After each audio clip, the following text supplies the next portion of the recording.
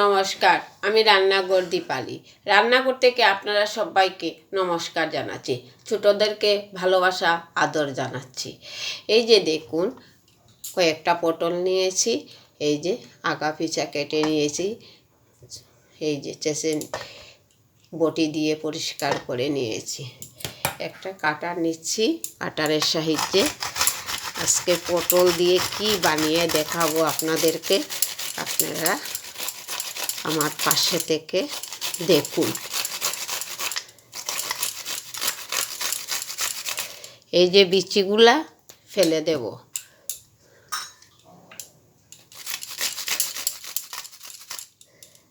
নইলে দাঁতে লাগবে, খেতে ভালো লাগবে না। এই যে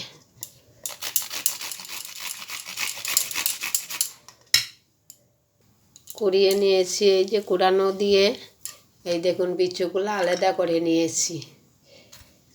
এবার কি করা যায় দেখা যাক, চলুন। কড়াইটা আগের থেকেই বসিয়ে রেখেছিলাম, গরম হয়ে আসছে। অল্প তেল দিয়ে দিচ্ছি। 2 গোটা আলু কেটে ভেজে রেখেছি যাতে সময় কম লাগে আপনাদের। তেলটা গরম হয়ে আসছে, পুরনে শুকনা লঙ্কা দিচ্ছি,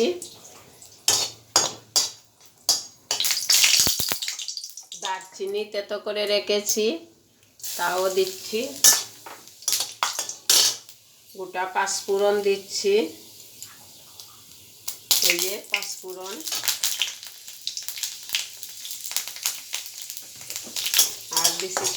আর দিচ্ছি তেজপাতা। আঁচটা কমিয়ে নেব, আঁচটা অনেক হয়ে গেছে।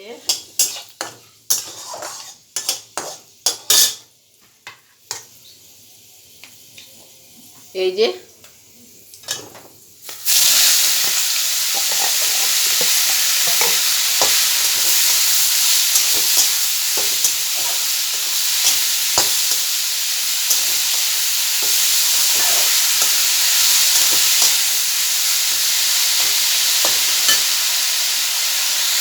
এবারে হলুদের গুঁড়া দেব পরিমাণ মতো,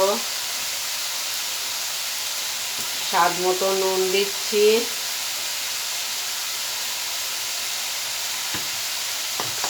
এই যে ছিঁড়ে রেখেছি কাঁচা লঙ্কা তাও দিচ্ছি,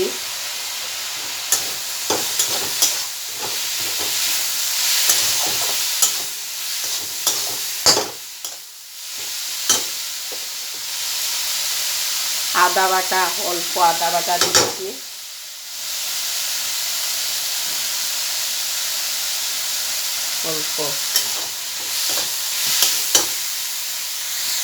অল্প জিরার গুঁড়া দিচ্ছি।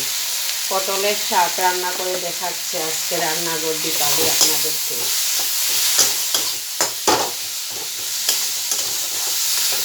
কি সুন্দর মিশে গেছে। আলু 2 গোটা কেটে ভেজে নিয়েছি যাতে আপনাদের সময় নষ্ট না হয়, বিরক্ত না হয়ে চলে যান আমার পাশ থেকে। পটল সবজিটার কোনো নিজস্ব স্বাদ নেই, অন্যের স্বাদে স্বাদিত হয়।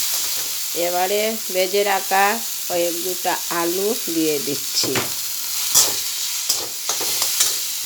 কিশমিশ ভিজিয়ে রেখেছিলাম তাও দিচ্ছি সাথে, নারকেল বাটাটাও দিচ্ছি, 2-1 দানা চিনি দিচ্ছি। পটলের শাকে যদি আজকে আমার কোনো নতুন বন্ধু এসে থাকেন, আমার চ্যানেলটাকে সাবস্ক্রাইব করে নেবেন। ফেসবুক দেখে তাকে ফেসবুকটা ফলো করবেন, শেয়ার করবেন, লাইক কমেন্ট করতে তো ভুলবেন না। কেমন লাগলো কমেন্টের মাধ্যমে আমাকে জানাবেন। এবার ঘি দিয়ে নামিয়ে নেব। হয়ে গেছে আমার পটলের শাক, এই যে ঘি দিয়ে নামিয়ে নেব। পটল শাক হয়ে গেছে।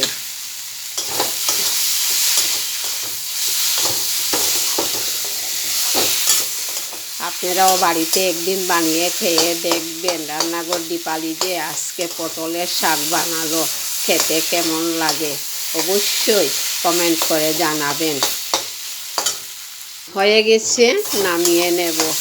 দেখুন কি সুন্দর হয়েছে পটলের শাকটা, পুরা নিরামিষ রেসিপি, যে কোনো জনে খেতে পারবেন, কোনো ক্ষতিকর নাই। নামিয়ে নেব। নামিয়ে নিয়েছি, একটা ডিশ নিলাম, ওই যে ডিশের মধ্যে নামিয়ে নিচ্ছি।